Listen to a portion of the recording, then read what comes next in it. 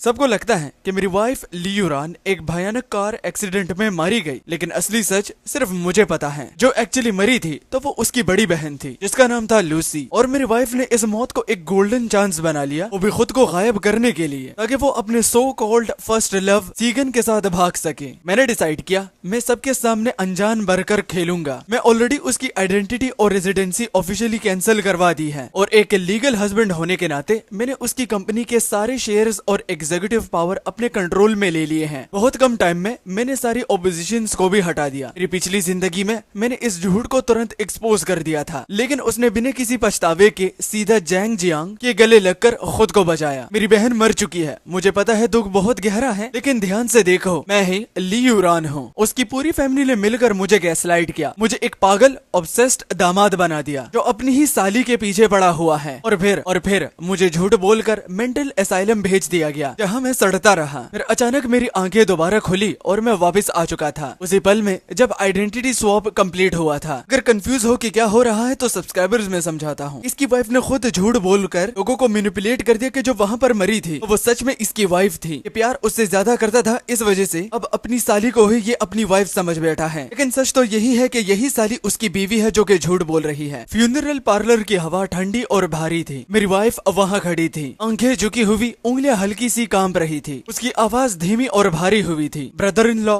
आप स्ट्रॉन्ग रहिए। मेरी बहन इतनी अचानक चली गई, मुझे पता है आप पर बहुत बीत रही होगी। जो बॉडी वहाँ गिरने पर पड़ी थी वो असली में लियू शू की थी, लेकिन वहाँ मौजूद हर इंसान को लग रहा था कि वो मेरी वाइफ लियूरान है जो मर चुकी है। मैंने उसकी गर्दन की तरफ घूर कर देखा, वो हल्का सा ब्राउन बर्थ मार्क जो कॉलर के नीचे छुपा हुआ था। मेरी पिछली जिंदगी में वही छोटा सा निशान मेरी बर्बादी की वजह बना था। जैसे ही मैंने उस पर सवाल उठाया, वो तुरंत डर कर जैंग जियांग के पीछे छुप गई। आंखों से आंसू बहते हुए वो बोली, ज़ीफेंग प्लीज होश में आओ, वो मर चुकी है, मैं तुम्हारी वाइफ हूँ लियूरान। जैंग जियांग, उसके पहले प्यार ने मुझे दीवार के अगेंस्ट जोर से दबा दिया, मुझे गालियां दी, मुझे पागल कहा और इल्जाम लगाया कि मैं अपनी साली के पीछे पड़ा हूँ। हमारी 4 साल की बेटी जियाओगी मासूमियत से उसके कपड़ों को पकड़ कर खड़ी थी, लेकिन उसे भी जोर का धक्का दे दिया गया जैसे कि वो कोई बेकार चीज हो। कितनी बदतमीज है, उन लोगों ने ठंडी आवाज में ये कहा। अगले ही दिन मुझे और मेरी बेटी को मेंटली अनस्टेबल डिक्लेयर कर दिया गया। हमें ट्रीटमेंट के नाम पर अलग कर दिया गया और लियू फैमिली से घर से बाहर निकाल दिया। उस सर्दी के मौसम में जियाओजी मेरी बाहों में थड़थड़ा रही थी। उससे वो कमजोर फील कर रही थी, इतनी कमजोर कि वो कमजोरी से रो भी नहीं पा रही थी। उसने धीरे से मुझसे कहा, पापा ठंड लग रही है, और ये कहते हुए मेरी बेटी कभी भी नहीं उठी। मेरे पैरों से ठंड सीधा ऊपर चढ़ गई, लेकिन मैंने गहरी सांस ली और अपने अंदर के उबलते गुस्से को दबा दिया। अपने चेहरे पर सिर्फ थकान और दर्द का मास्क पहन लिया। तुम बिल्कुल सही कह रही हो, सब कुछ बहुत अचानक हुआ। मैंने स्टाफ की तरफ मुड़ कर कहा, प्रोसीजर फॉलो करो, तुरंत क्रिमिनेशन करो, मेरी वाइफ को इज्जत के साथ रुखसत करो। लियूरान ने तुरंत से सर उठाया, उसकी आवाज में जल्दी थी। हाँ, मेरी बहन को शांति से जाना चाहिए, बाकी एग्रीमेंट्स में खुद देख लूंगी। मैं वहाँ अकेला खड़ा था, उस लाश को देखते हुए। मेरी असली वाइफ अब अपनी बहन की आइडेंटिटी में जी रही है, अपने सपनों की जिंदगी जैंग जियांग के साथ। मैंने हाथ बढ़ाया, लेकिन बस व्हाइट शीट को वापस से उसके चेहरे पर ढक दिया। अब लियूरान ऑफिशियली मेरे लिए मर चुकी है, और तुम मेरी प्यारी वाइफ अब से लियू शू का रोल परफेक्ट तरीके से निभाओगी। मैं खुद तुम्हारे रास्ते से हर एक रुकावट हटाऊंगा, ताकि तुम अपनी चोरी की हुई जिंदगी आराम से जी सको। मेमोरियल के बाद जो छोटी सी फैमिली गैदरिंग हुई, उसका माहौल घुटन से भरा हुआ था। जैंग जियांग हेड सीट पर ऐसे बैठा था जैसे घर उसका हो, और लियूरान बिल्कुल उसके पास उसके साथ चिपक कर बैठी हुई थी। उसने मेरे लिए चाय का कप भरा। उसकी बॉडी लैंग्वेज ग्रेसफुल थी, लेकिन उसकी आवाज में छुपा हुआ एक शार्प टेस्ट था। वो कहती है, ब्रदर इन लॉ, लियूरान इतनी अचानक से चली गई, कुछ चीजें प्रॉपरली सेटल नहीं हो पाई। शादी से पहले जो कंपनी उसने अपने नाम पर रजिस्टर की थी, जीनन कल्चर, मुझे याद है कि वो काफी अच्छा परफॉर्म कर रही थी। वो एक सेकंड के लिए रुकी, जैसे बोलना मुश्किल हो। मैं उसकी इकलौती बची हुई बड़ी बहन हूँ, शायद मुझे थोड़ी देर के लिए उस कंपनी को हैंडल कर लेना चाहिए, क्योंकि आखिर वो कंपनी उसकी पूरी जिंदगी की मेहनत थी। जैंग जियांग ने प्यार से उसका हाथ दबाया, लेकिन उसकी आंखें सिर्फ मुझ पर टिकी हुई थी, ऐसे जैसे शिकार देख रहा हो। मैंने चाय का कप हाथ में लिया और बीच हवा में ही रोक दिया। मैंने ऊपर देखा, मेरी आंखें लाल और सूजी हुई थी, मेरी आवाज टूटती हुई खाली सी लग रही थी। जीनन कल्चर की कंपनी, वो कंपनी अब मेरी है। मैंने धीरे से वो कप रख दिया और तखावट दिखाते हुए मैंने माथा रब किया। वो कंपनी 3 साल पहले ही बर्बाद हो चुकी है, बुरी मैनेजमेंट की वजह से पूरी तरह डूब गई, कर्जों में दबकर चुपचाप लिक्विडेट कर दी गई। काफी सालों से वो सिर्फ एक बेकार बैंकरप्ट शेल है। लियूरान के चेहरे पर जो कंसर्न का मास्क था वो तुरंत जम गया। लिक्विडेट ये कैसे हो सकता है? वो तो पिछले साल भी मुझे नए प्रोजेक्ट्स के बारे में बता रही थी। मैं बीच में ही तेज आवाज में बोल पड़ा। बता रही थी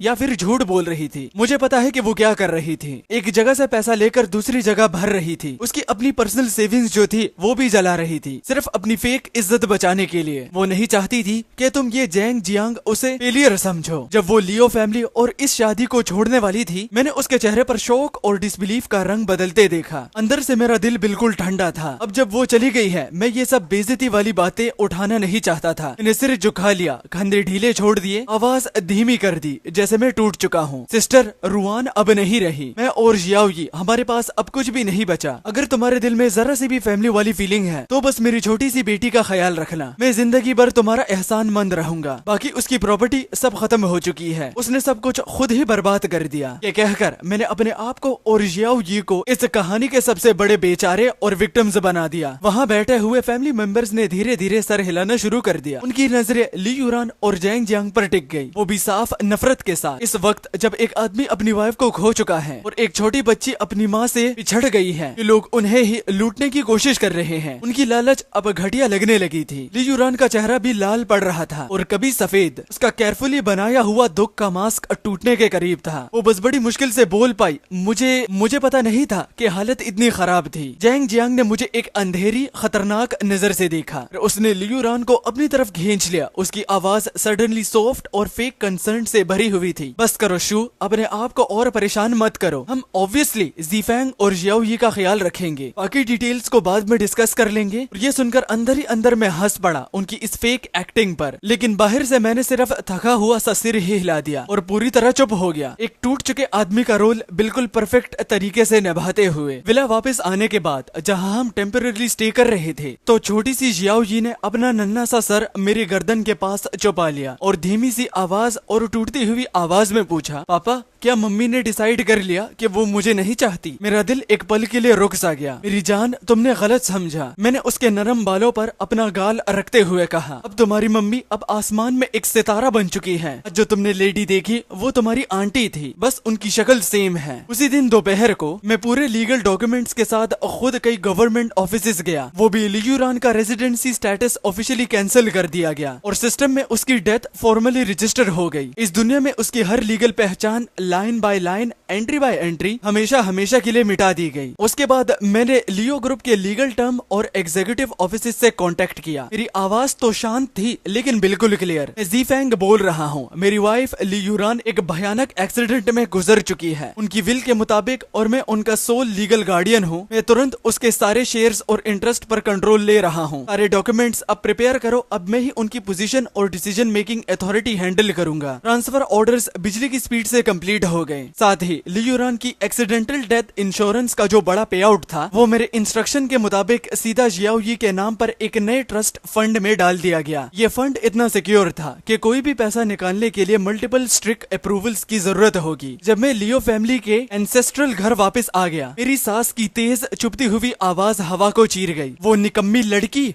उस लालची बच्ची को देखकर ही गुस्सा आता है। बिल्कुल अपने बेकार बाप पर गई है, सिर्फ बोझ है। मेरे कदम वही जम गए। मैंने लिविंग रूम की तरफ देखा। जियाओयी अकेली खड़ी थी। उसके पास जमीन पर एक टूटा हुआ पोर्सिलीन का कप पड़ा था और उसके सफेद मोजे पर चाय के दाग धीरे धीरे फैल रहे थे। उसका सिर झुका हुआ था, छोटी सी उंगलियां कपड़ों को कसकर पकड़ी हुई, और उसका पूरा जिस्म डर के मारे जम चुका था। मेरी सास महंगी वेलवेट सोफा पर आराम से बैठी थी, हाथ में प्रेयर बीड्स घुमाते हुए, लेकिन उसकी आंखें चाकू की तरह जियाओयी को चीर रही थी क्योंकि वो सीधी नफरत से भरी हुई थी। वहाँ क्या खड़ी हो? जो गंदगी की है उसे साफ करो। जरा सी भी तमीज नहीं है जियाओयी, मैंने आवाज दी। मेरी आवाज तेज तो नहीं थी लेकिन पूरे कमरे की हवा भारी हो गई। मेरी बेटी ने तुरंत से सर उठाया। उसकी बड़ी बड़ी आंखों में आंसू भर गए। वो सीधा भागकर मेरे पास आई और मेरी टांगों को जोर से पकड़ लिया जैसे अपनी जान बचा रही हो। उसे उस औरत की जहरीली नफरत महसूस हो रही थी। मैंने उसे तुरंत अपनी बाहों में उठा लिया। उसकी स्लीव्स अभी भी थोड़ी सी गर्म गर्म चाय से गीली थी। मैंने लियो मिंग की तरफ देखा तक नहीं, बस जियाओ यी से पूछा, मेरी गुड़िया तुम्हें जलन तो नहीं हुई? अभी मेरी सास बोलती है, ओ घर के मालिक वापस आ गए। उसने बीट्स रखते हुए तंज भरी आवाज में कहा, अपनी छोटी सी पैसा बर्बाद करने वाली बेटी के सामने हीरो बनने आए हो? क्या गलत कह रही हूँ मैं? लड़की पालने का क्या फायदा, सिर्फ खाना और जगह बर्बाद की है। काश ली यूरान ने एक बेटा दिया होता। मैं उनकी बात को काट के कहता हूँ, मॉम। मेरी आवाज सीधी और ठंडी थी। जियाओ जी मेरी बेटी है और वो कोई बोझ नहीं है। जब हम यहाँ वेलकम नहीं है तो हम यहाँ से जा रहे हैं। जा रहे हो? वो तुरंत सीधी बैठ गई और उनकी चेहरे की झुर्रियां नफरत से टेढ़ी हो गई। जैंग जियांग की तबीयत कमजोर है, उसे लगातार देखभाल की जरूरत है।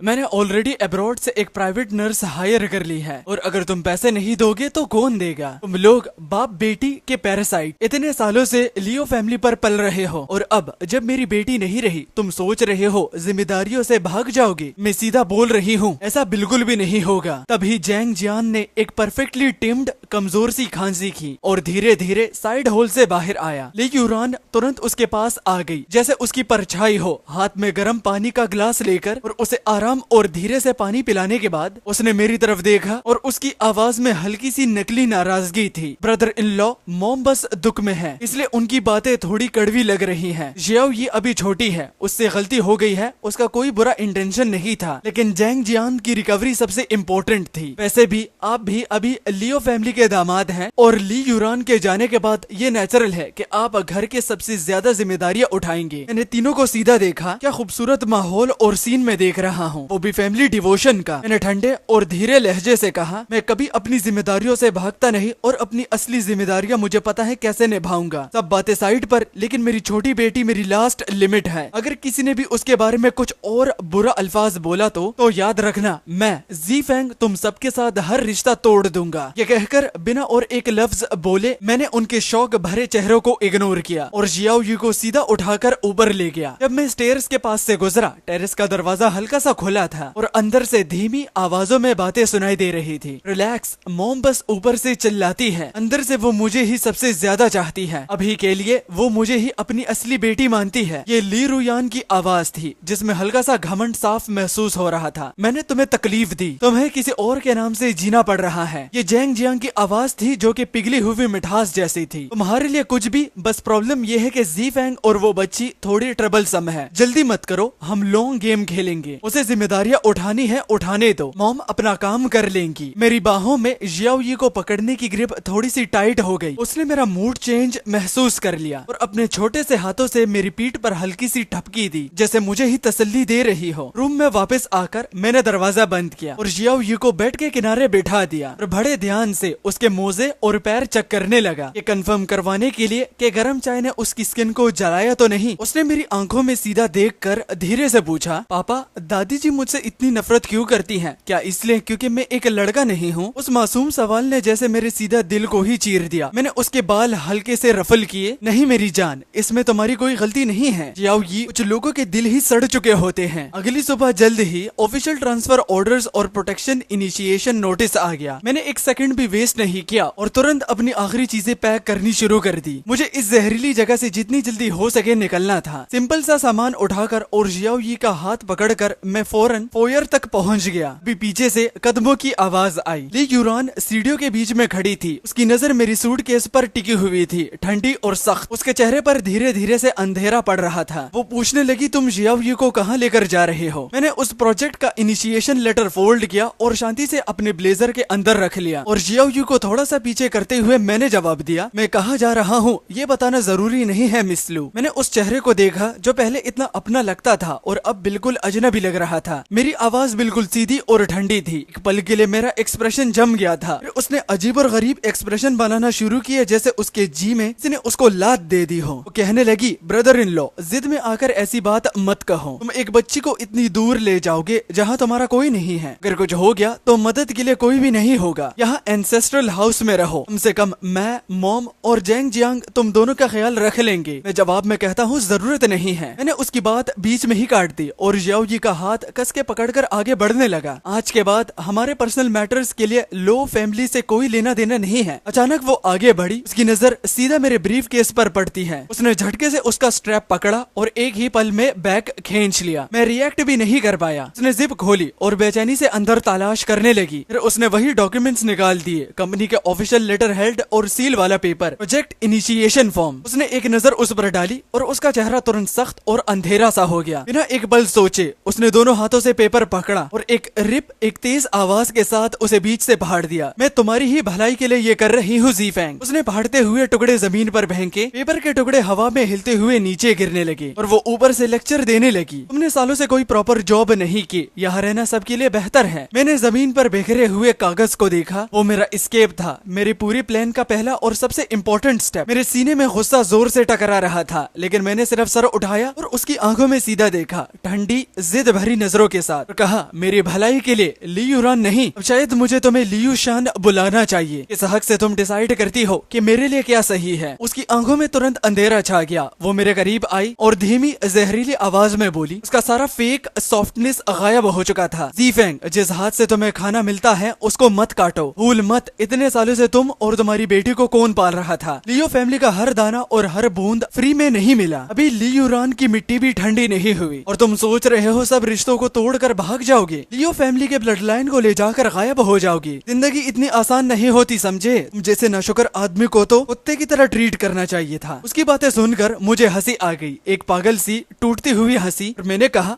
पाल रहे थे तुम हमें। जब जियाओ ये मरने की हालत में थी, मैं लियो फैमिली के गेट के बाहर घुटनों पर गिरा हुआ था, रहम की भीख मांग रहा था। कौन था जिसने गार्ड्स को ऑर्डर दिया था कि मुझे एक आवारा कुत्ते की तरह लात मारकर भगा दिया जाए। और अब जब मैं जा रहा हूँ, अचानक तुम लोगों की अपनी मेहरबानी जाने नहीं देनी। मेरे होंठों पर एक ठंडी तंज भरी मुस्कान आ गई। मेरी नजर उस पर चली गई जैसे उसको चीर रही हो, या फिर तुम ही तो थी जो कि उसकी कंपनी पावर छीनने के लिए बेचैन थी। ली युरान के चेहरे पर एक पल के लिए घबराहट चमकी, लेकिन उसने तुरंत खुद को संभाला। उसकी आवाज फिर से सॉफ्ट हो गई, लेकिन अंदर की चाल का पता चल रहा था। वो कहने लगी, ज़ीफैंग, क्या हमारे बीच कोई मिसअंडरस्टैंडिंग हो गई है? हम फैमिली है। मेरी बहन के जाने के बाद ये मेरी जिम्मेदारी है कि मैं तुम और जियाओ यी का ख्याल रखूं। मिसअंडरस्टैंडिंग? मैंने उसकी बात काट दी। मेरी आवाज पत्थर की तरह सख्त हो गई और मैंने कहा, यहाँ सिर्फ एक ही मिसअंडरस्टैंडिंग है कि मैंने कभी तुम जैसे दरिंदों को इंसान समझ लिया था। मेरे लफ्ज अभी हवा में ही थे कि मैंने हाथ उठाया और अपने सारे दबाए हुए गुस्से को एक झटके में निकाल दिया और एक जोरदार थप्पड़ दिया, जिसकी आवाज पूरे फोयर में गूंज उठी। उस थप्पड़ के इम्पैक्ट से उसका सिर झटके से साइड में मुड़ गया। वो पीछे लड़खड़ा गई और भारी दरवाजे से टकरा गई। उसके गाल तुरंत से लाल हो गए और उसके चेहरे पर हाथ का निशान उभर आया। उसने तुरंत सर घुमाकर मेरी तरफ देखा। उसकी आंखों का शौक तुरंत जहरीली नफरत में बदल गया और कहने लगी, ज़ीफैंग, तुम्हारी हिम्मत कैसे हुई मुझे हाथ लगाने की? वो चीख उठी। उसकी सारी एलिगेंस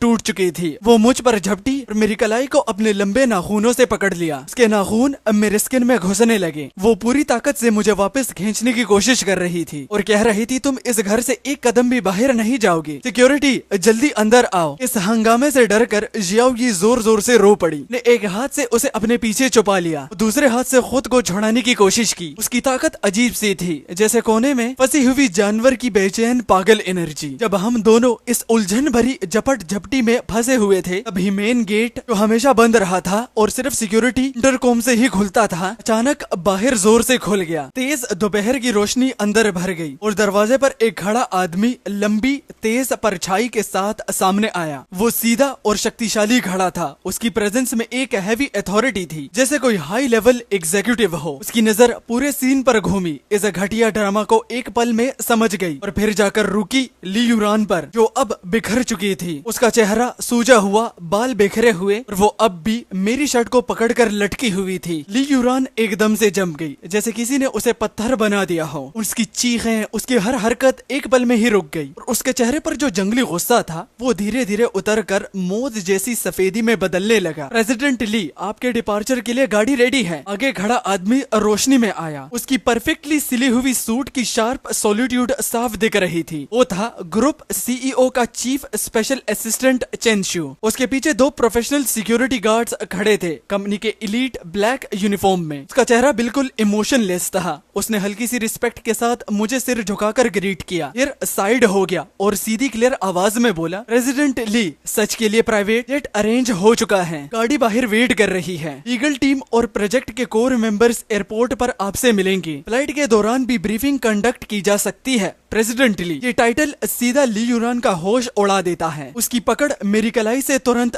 ढीली पड़ गई। वो शौक में चेंशू की तरफ मुड़ गई। उसकी आवाज फट गई, चीख जैसी हो गई। चेंशू, तुमने अभी इसे क्या बुलाया? प्रेसिडेंट ली, तुम पागल हो गए हो क्या? मैं हूँ लियो कॉर्पोरेशन की असली प्रेसिडेंट। ये बेकार जीफेंग कौन होता है इतनी इज्जत लेने वाला? और जरा ये बताना, इसे ये टाइटल किसने दिया? अब चेंशू ने फाइनली उसकी तरफ देखा। उसका पोस्चर अब भी रिस्पेक्टफुल था, लेकिन उसकी आंखों में कोई पहचान नहीं थी, जैसे वो एक अननोन इंसान हो। हल्का सा झुककर उसने कोल्ड और एक प्रोफेशनल आवाज में कहा, ग्रीटिंग्स मिस लियू शू। मिस लियूरान के अनफॉर्चुनेट पासिंग के बाद बोर्ड ऑफ डायरेक्टर्स के अनएनिमियस वोट के थ्रू मिस्टर ली जीफेंग को लियो ग्रुप का नया सीईओ बना दिया गया है और एक्टिंग चेयरमैन अपॉइंट किया गया है, इफेक्टिव और इमीडिएटली। वो एक पल के लिए रुका। उसकी नजर लियूरान के सफेद पड़ चुके चेहरे पर टिक सी जाती है। फिर उसने वही सीधी रोबोटिक टोन में बात कंटिन्यू की, इसलिए मेरे लिए और पूरी कंपनी के लिए और कंपनी के हर एक एम्प्लॉय के लिए मिस्टर ली जीफेंग को प्रेसिडेंट ली कहना कंपनी बायलॉज और प्रोटोकॉल के बिल्कुल मुताबिक है। जहां तक आपकी आइडेंटिटी का सवाल है, चेंचू की नजर उस पर टिक गई, कोल्ड हिसाब लगाते हुए, जैसे कोई कॉन्ट्रैक्ट में फ्रॉड क्लॉज चेक कर रहा हो। मेरी प्रोफेशनल ड्यूटी सिर्फ इतनी है कि मैं लियो ग्रुप के करंट टॉप एग्जीक्यूटिव की सर्विस करूं। ऑफिशियल पर्सनल रिकॉर्ड्स और डेथ नोटिफिकेशन के मुताबिक मिस लियूरान का अनफॉर्चुनेट पासिंग हो चुका है। आप उनकी बड़ी बहन है, मिस लू युशन है। करंट कॉर्पोरेट एरिकी और शेयर होल्डर लिस्ट के हिसाब से आपका नाम सिर्फ इसी आइडेंटिटी से रजिस्टर है। किसी भी पोजीशन पर लियू शू के नाम का कोई रिकॉर्ड एग्जिस्ट नहीं करता। इसलिए पूरे रिस्पेक्ट के साथ कह रहा हूँ, मुझे आपको रिपोर्ट करने का कोई इंस्ट्रक्शन नहीं मिला है, न ही आपके कहने पर किसी एग्जीक्यूटिव चेंज को कंफर्म करने का। इतना सुनते ही लियूरान बिल्कुल टूट गई। उसने अपनी उंगलियां सीधी अपनी तरफ पॉइंट की। उसका पूरा जिस्म कांप रहा था गुस्से और डर के मिक्स से। कहने लगी, मैं लियूरान हूँ, मैं असली लियूरान हूँ। जो मरी है वो मैं नहीं हूँ, वो मेरी बहन थी, वो लूसी थी। तुम सबको इस आदमी ने बेवकूफ बनाया है। इसने डॉक्यूमेंट्स फेक किए हैं, मेरी पावर चुरा रहा है। चेंसू, अभी के अभी यहाँ से निकल जाओ, तो मैं फायर्ड करती हूँ। चेंचू ने पलक तक नहीं झपकाई, वो बस आधा कदम पीछे हट गया। Miss Liu shoe, please calm down. उसकी आवाज अब भी बिल्कुल सीधी और फ्लैट थी, लेकिन उसमें एक ऐसी अथॉरिटी थी जिसे इग्नोर करना नामुमकिन था। मिस लियूरान की identity verification authoritative legal agencies के डॉक्यूमेंट्स के थ्रू कंफर्म हुई है और उनके इमीडिएट फैमिली, स्पेसिफिकली प्रेसिडेंट ली ने पर्सनली डेथ कंफर्म करके सारे प्रोड्यूसर्स को कहा और प्रोसीजर्स कंप्लीट किए हैं। इसलिए ये सब लीगली फुली वैलिड है। और रही बात आपके करंट क्लेम्स की, अगर आप डिसीज्ड के रिस्पेक्ट के खिलाफ बोल रही हैं या ग्रुप के करंट लीडर पर इल्जाम लगा रही हैं, तो लीगल डिपार्टमेंट आपके खिलाफ स्ट्रिक्ट एक्शन लेने का पूरा हक रखता है। उसने उस कामती हुई टूट चुकी औरत की तरफ देखना भी बंद कर दिया और मेरी तरफ मुड़कर हल्का सा झुक गया। प्रेसिडेंट ली, वक्त हो गया है, हमारी विंडोज क्लोज हो रही है। सुइंग में प्रिलिमिनरी टीम ऑलरेडी रेडी है, बस आपके कमांड का वेट कर रही है। और मिस जियाओ यी के लिए ट्रेवल नर्स और चाइल्ड साइकोलॉजिस्ट भी व्हीकल में वेट कर रहे हैं। मैंने बस हल्का सा सिर हिला दिया। मैं झुककर अभी भी रो रही जियाओ यी को अपनी बाहों में उठा लिया, उसे अपने कोट में लपेट लिया और धीरे धीरे उसकी पीठ थपथपाकर उसे शांत करने लगा। शुरू से लेकर आखिर तक मैंने लियूरान की तरफ एक बार भी नहीं देखा और वो चिल्लाती हुई बोली, जीफेंग, तुम जा नहीं सकते, मेरा सब कुछ वापस करो। वो मेरी कंपनी है, सब कुछ मेरा है। मैं लियूरान हूँ, मैं लियू ग्रुप की प्रेसिडेंट हूँ। उसकी पागल सी चीखें मेरे पीछे गूंज रही थी। वो एक बार फिर आगे बढ़ने की कोशिश की, लेकिन इस बार 2 ट्रेन्ड सिक्योरिटी गार्ड ने उसे डोरवे पर ही रोक लिया। चंचू ने दरवाजा खोल कर रखा। बाहर की तेज रोशनी सीधा अंदर आ रही थी। एंट्रेंस पर एक स्लीक बैक सेडन रेडी खड़ी थी। थी। एक तरफ ये रोशनी और दूसरी तरफ ये अंधेरा, सड़ी हुई हवा से भरा मेंशन, जैसे दो अलग दुनियाएं टकरा रही हो। मैंने जियाओ यू को और जोर से अपने से लगाया और बिना पीछे देखे लियो फैमिली के उस दरवाजे को पार कर दिया। 3 दिन बाद प्राइवेट जेट में शेंचू के लिए जाते हुए मैं प्रोजेक्ट के जियोलॉजिकल रिपोर्ट्स ध्यान से रिव्यू कर रहा था। जियाओ यी मेरे पास चाइल्ड सेफ्टी सीट में चैन से सो रही थी। तभी चंचू मेरे पास आया। उसके हाथ में एक टैबलेट था और उसका चेहरा पहले से ज्यादा सीरियस लग रहा था। वो जल्दी से मेरे पास आया और स्क्रीन को मेरी तरफ घुमा दी। प्रेसिडेंट, एक क्राइसिस सिचुएशन चल रही है। सिर्फ 30 मिनट पहले ही डोमेस्टिक सोशल प्लेटफॉर्म्स और फाइनेंशियल फोरम्स पर एक मैसिव नेगेटिव प्रोपेगेंडा वेव शुरू हो गया है और वो सीधा आपको ही टारगेट कर रहे हैं। डिस्प्ले पर जो टॉपिक है वो ऑलरेडी टॉप 3 ट्रेंड्स में आ चुका है। टाइटल बहुत ही ज्यादा ड्रामेटिक था। लियो ग्रुप का नया सीईओ, वाइफ किलर और एक एसेट थीफ। ट्रेंड के मॉडरेटर का एक नया अकाउंट है, लेकिन ऑलरेडी ऑफिशियली वेरीफाइड। बायो में लिखा है गुजरी हुई लो रुआन का क्लोज फ्रेंड और ऑथराइज्ड स्पोक पर्सन। इस अकाउंट ने एक लॉन्ग एक्सपोज पब्लिश किया है, साथ में एक वायरल वीडियो क्लिप भी। वीडियो में लियो रियान या शायद कोई और जो लियो शू बनकर आ रही है, बिना मेकअप के सिंपल ब्लैक स्वेटर में दिख रही है। आंखें लाल और सूजी हुई, चेहरा बिल्कुल पीला और वो बिल्कुल टूट चुकी लगती है। बोलने से पहले ही उसकी आंखों से आंसू गिरने लगते हैं। कैमरे के सामने खड़ी होती है, आवाज टूट रही है, हर लफ्ज दर्द से भरा हुआ है। ये सब बिल्कुल अनबिलीवेबल है। मैं लियो शू हूँ, लू रियान की ट्विन सिस्टर।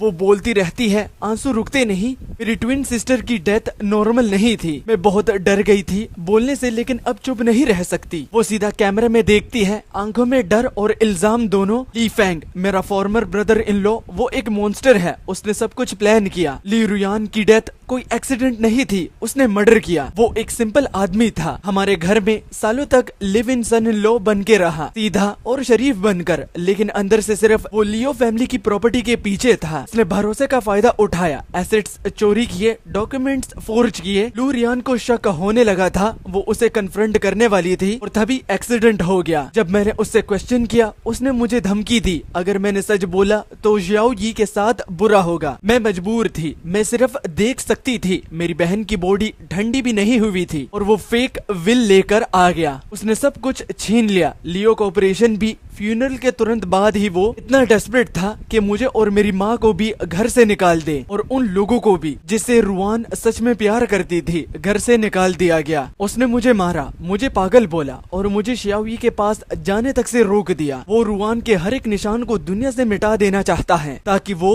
खुद क्लीन इमेज के साथ लो एजेंसी पर कब्जा कर सके। वीडियो के इस पॉइंट पर वो पूरी तरह टूट चुकी थी, आंसू में डूबी हुई, ऑलमोस्ट कोलैप्स होने वाली थी। तभी एक आदमी का हाथ फ्रेम में आता है, उसे संभालते हुए, टिश्यू देते हुए। वो था जैन जियांग। उसने दर्द भरी आवाज में कहा, शू बस करो, हमारी बॉडी ये सब और हैंडल नहीं कर पाएगी। हम रुआन के साथ होने वाले जुल्म को यूं ही नहीं जाने देंगे। स्क्रीन ब्लैक हो जाती है और वीडियो सीधा एक लॉन्ग आर्टिकल पर रीडायरेक्ट हो जाता है। आर्टिकल जो सपोजिटली लू रियान की सिस्टर के पर्सपेक्टिव से लिखा गया है, डिटेल में बताता है कि कैसे मैंने रुआन को टॉर्चर किया, कैसे मैंने कार क्रैश प्लान किया, कैसे मैंने अपनी ही छोटी बेटी को बार्गेनिंग चिप बनाया। मुझे एक ऐसे इंसान के रूप में दिखाया गया जो कि रुआन के मरने के बाद एक दिन भी पूरा नहीं रुका और तुरंत बाहर के इन्वेस्टर के साथ लियो ग्रुप पर कब्जा करने की प्लानिंग कर रहा था। राइटिंग इतनी डेंजरस और इमोशनल थी कि मुझे एक cold blooded gold digger parasite बताया गया और अपनी वाइफ का किलर एक हार्टलेस इंसान के रूप में पेंट किया गया और पूरे कमेंट सेक्शन का मेल्ट डाउन हुआ। वो सब मेरे लिए गुस्सा, नफरत और जहर ही उगल रहे थे। ये तो रियल लाइफ हॉरर स्टोरी है, थ्रिलर मूवी से भी ज्यादा स्केरी। अपनी ही बेटी को पॉन बना रहा है। ये आदमी तो फाइनल बॉस है गोल्ड डिगर्स का, और बेचारी मिस लू, उसे पता ही नहीं था कि वो किस मॉन्स्टर से शादी कर रही है। स्कमबैग को ज्यादा जिंदा रहने का हक नहीं। पुलिस, इस बंदे को तुरंत इन्वेस्टिगेट करो। क्रिमिनेशन इतनी जल्दी क्यों हुई? क्लियरली एविडेंस डिस्ट्रॉय किया गया है। लू ग्रुप के डायरेक्टर अंधे हैं क्या? ऐसे आदमी को प्रेसिडेंट बना दिया। लेडीज, इसको डॉक्स करो, एड्रेस लीक करो, फोन नंबर लीक करो और उसके बच्ची का स्कूल भी। इसी के साथ ही कुछ नोटोरियस क्लिकबेट इन्फ्लुएंसर्स ने भी अपना काम शुरू कर दिया। टाइटल था रूथलेस डीप डाइव एनालिसिस। वो मेरी पास्ट लाइफ को as an live in son in law, मेरी करियर ग्रोथ टाइमलाइन, सबको ट्विस्ट करके एक ही नैरेटिव पुश किया जा रहा था कि ये सब का सब पहले से बनाया गया हुआ प्लान था, वो भी उसको मारने का और लियो ग्रुप के अथॉरिटीज को पूरे अपने कब्जे में करने का और अपनी बच्ची को भी एक पॉन की तरह इस्तेमाल करना। एनोनिमस इन इनसाइडर्स भी फेक लीक्स एक के बाद एक डाल रहे थे। मुझे कहा जा रहा था कि वो एक पैरानॉइड है, पूरा का पूरा फ्रीक है। रुआन डिवोर्स चाहती थी लेकिन डर के मारे कर नहीं पाई। कैबिन में साइलेंस छा गया, सिर्फ इंजन की हल्की आवाज।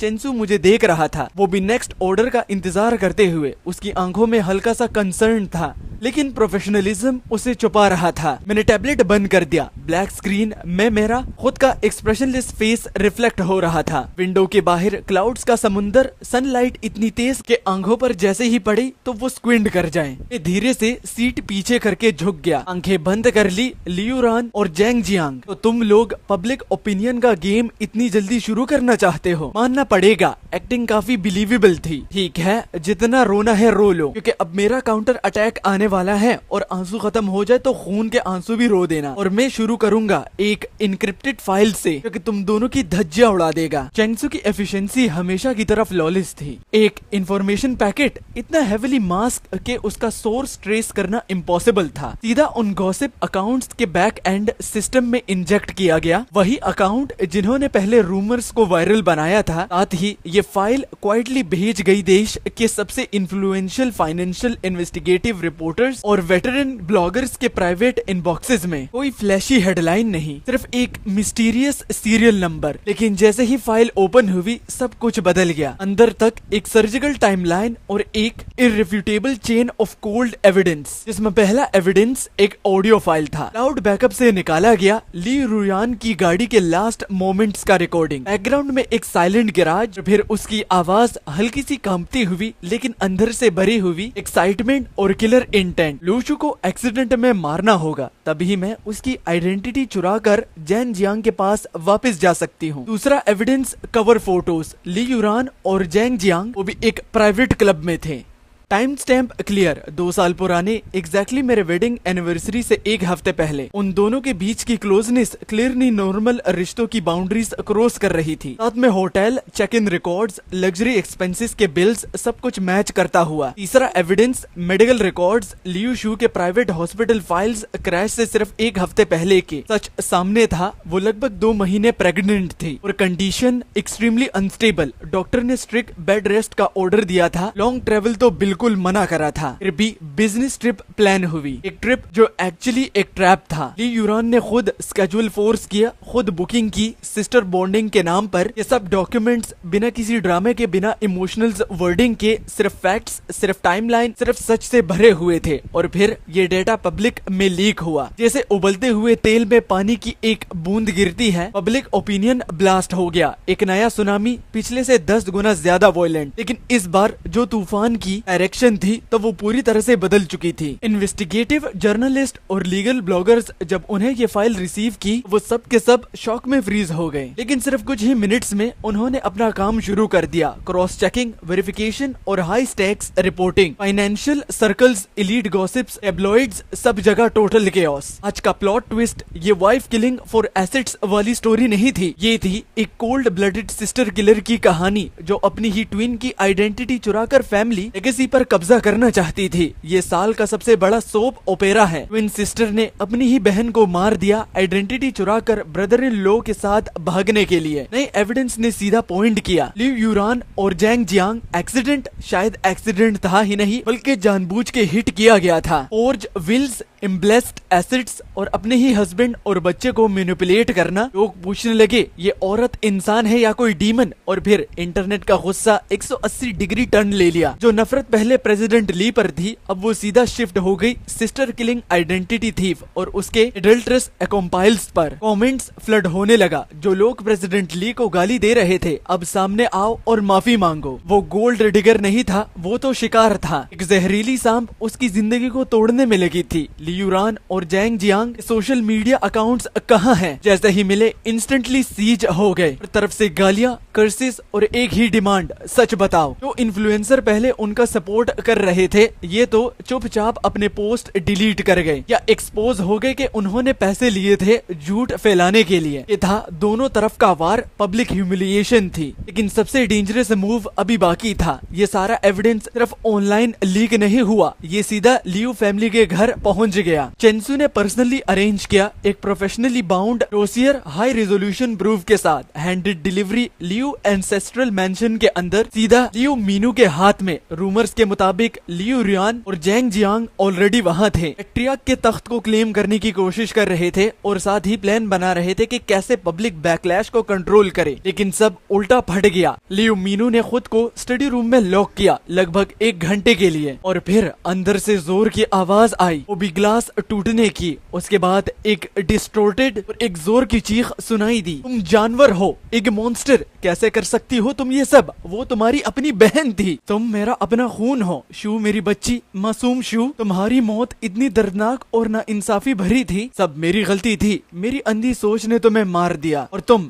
जैन जियांग, तुम जैसे दिल के काले और एहसान फरामोश इंसान, लियू फैमिली ने तुम्हारा क्या बिगाड़ा था? कैसे तुमने इस जालिम औरत के साथ मिलकर मेरी बेटी को मार दिया? तुम दोनों जहन्नुम में सड़ोगे, निकल जाओ, अभी के अभी निकल जाओ मेरे घर से। आज के बाद लियू फैमिली से तुम्हारा कोई रिश्ता नहीं है, मैं पुलिस को बुलाऊंगा, तुम्हें मेरी बेटी की मौत की सजा जरूर मिलेगी। उसके बाद घर में हंगामा मच गया, चीखने की आवाजें, चीजें टूटने की आवाजें, मतलब कि बिल्कुल एकदम एक केओस। आखिर में लियू यूरान और जैंग जियान डर के मारे भाग गए। लियू मीनू उन पर पोर्सिलाइन के गुलदस्ते फेंकती रही, हर तरफ टूटी हुई शीशे और उसके जहरीली अल्फाज गूंज रहे थे। सीन शिफ्ट हुआ, डंजन के लियू ग्रुप के नए एनर्जी बेस में एक मॉडर्न इंडस्ट्रियल पार्क बना रहा था जो डोर के हसीन पहाड़ों के बिल्कुल ऑपोजिट लग रहा था। मैं अपनी कोर टीम के साथ मीटिंग में बिजी था, तभी सेक्रेटरी का कॉल आता है, सर एक औरत रिसेप्शन पर है, वो कह रही है वो लियू वन है, अपॉइंटमेंट नहीं है और उसकी मेंटल स्टेट काफी अनस्टेबल लग रही है। सिक्योरिटी ने रोका हुआ है, फिर भी वो जाने को रेडी नहीं है। रूम एकदम से साइलेंट हो गया। मैंने कामली कहा 10 मिनट ब्रेक, उसे वेस्ट साइड के छोटे रिसेप्शन रूम में ले जाओ, मैं अभी आता हूँ। जब मैं रूम में इंटर करता हूँ, लिव यूरान विंडो के पास खड़ी होती है। उसने पिंक ट्रेंच कोट पहने हुए लेकिन पूरी तरह से बेघर चुकी हुई नजर आती है, बाल उलझे हुए, चेहरा थका हुआ। जैसे ही वो मुड़ती है, उसके आंखों के नीचे के डार्क सर्कल्स, उसका टूट चुका कॉन्फिडेंस सब कुछ बयान कर रहे होते हैं। मुझे देखते ही वो टूट जाती है। ज़ीफेंग, उसकी आवाज टूट रही होती है। वो मेरी तरफ बढ़ने की कोशिश करती है लेकिन मेरी ठंडी नजर को देखकर वो वही रुक जाती है। मैं गलत थी, मुझे समझ आ गया, मैं बहुत ज्यादा गलत थी। वो जोर जोर से रोती है, बिल्कुल टूट चुकी होती है। जैंग जियांग वो इंसान नहीं है। जैसे ही सच बाहर आया, उसने सारे ब्लेम्स मुझ पर डाल दिए। वो भाग गया, सब कुछ प्लान करके फेक आइडेंटिटी के साथ। उसने कभी मुझसे प्यार ही नहीं किया, सिर्फ यूज किया लियू फैमिली का पैसा निकालने के लिए और शू को खत्म करने के लिए। मैं उसकी पपेट बन चुकी थी और उसने मेरी जिंदगी बर्बाद कर दी। वो रोते रोते सब कुछ कॉन्फेस करती है, अपनी गलतियों का पछतावा, अपनी ही बहन के लिए गिल्ट और सबसे ज्यादा तो मेरे लिए था। ज़ीफेंग, मुझे सब पे पछतावा है, मुझे प्लीज माफ कर दो। फिर वो आंखों में एक पागल सी उम्मीद लेकर खड़ी थी और कहती है, मैं सिर्फ और सिर्फ तुमसे प्यार करती हूँ, वो भी हमेशा से। जैंग बस एक बेवकूफी थी, तुम ही जियाओ यी के असली फादर हो, तुम ही मेरे सच्चे पति हो। वो मेरी तरफ हाथ बढ़ाती है, हम सब कुछ दोबारा शुरू कर सकते हैं, कहीं दूर चले जाते हैं, एक सिंपल लाइफ जिएंगे, बस तुम, मैं और हमारी बेटी। मैं तुम्हारे लिए और अपनी बच्ची के लिए परफेक्ट वाइफ बनूंगी, परफेक्ट मदर बनूंगी, बस एक चांस दे दो प्लीज, मैं तुमसे विनती करती हूँ ज़ीफेंग। उसकी चीखें और रूह का दर्द पूरे रूम में गूंज रहा होता है, लेकिन मैं सिर्फ खामोश बस खड़ा था और मेरा चेहरा बिल्कुल बेहिस। उस पल ना तो कोई गुस्सा था, ना कोई रहम, सिर्फ एक ठंडी गहरी खौफनाक खामोशी थी। वो रोती रही जब तक उसकी आवाज बैठ ना गई, जब तक उसका जिस्म थककर जमीन पर गिर ना गया। और तब मैंने फाइनली मूव किया। ना मैंने उसका हाथ पकड़ा, ना उसकी भीख का जवाब दिया। मैं बस मुंह मोड़कर और रिसेप्शन रूम क्रॉस करके साइड डोर की तरफ चल दिया। डोर खुला, बाहर मेरा पर्सनल असिस्टेंट खड़ा था और उसके साथ मेरी बेटी जियाओ। उसकी आफ्टरनून क्लासेस अभी खत्म हुई थी। जैसे ही उसने मुझे देखा, उसकी आंखें चमक उठी। पापा, मैं झुककर उसे अपनी बाहों में उठा लेता हूँ, एक स्ट्रॉन्ग प्रोटेक्टिव एम्ब्रेस। वो नेचुरली मेरी गर्दन पकड़ लेती है और क्यूरियोसिटी से मेरे शोल्डर के ऊपर से रूम के अंदर झांकती है। वहाँ एक अजीब औरत खड़ी है, मेकअप पूरा भीग चुका है, रो रो कर टूट चुकी। जियाओजी के चेहरे पर कंफ्यूजन था, लेकिन वो डरी नहीं, वो और ज्यादा मेरे पास चिपक गई। मैं धीरे से मुड़ता हूँ, उसे अपने पास कस के पकड़ते हुए और सामने खड़ी लियू यूरान की तरफ देखता हूँ। अब उसके आंसू रुक चुके थे, लेकिन उसकी आंखें काली, बिल्कुल काली। उस पल मैंने जियाओयी के छोटे से जिस्म को एक दीवार बना दिया, मेरे और उसके बीच की आखिरी कनेक्शन तोड़ने के लिए। रुयान, मेरी आवाज बिल्कुल सीधी ठंडी जैसे जमी हुई झील। लोगों की नजर में मेरी वाइफ रुयान मर चुकी है, उसे वापस लाने का कोई रास्ता नहीं है। दोबारा कभी हमारी जिंदगी डिस्टर्ब करने की हिम्मत मत करना, क्योंकि तुम जानती हो मैं क्या कर सकता हूँ। एलिवेटर टॉप फ्लोर पर रुकता है, डोर खुलता है और सामने एक रोशनी से भरा कॉरिडोर होता है। मेरी टीम वहाँ वेट कर रही थी। मैं उस रोशनी में आगे बढ़ जाता हूँ, अपनी बेटी को गले लगाए हुए, और पीछे सब कुछ छोड़ देता हूँ। कुछ चीजें जब एक बार खो जाती हैं, तो जिंदगी भर के लिए चली जाती है। इसी के साथ ये एपिसोड खत्म होता है। ये फुल सीरीज थी, होपफुली आप लोगों को पसंद आई होगी। छोटी है लेकिन आपके दिल को जरूर टच किया होगा। वीडियो को लाइक करना, चैनल को सब्सक्राइब करना, और अगर हाइप का बटन दिख रहा हो तो उसे भी हाइप कर दो। हम 1 लाख सब्सक्राइबर के बहुत ज्यादा करीब है भाई लोग, जल्दी जल्दी करवा दो यार।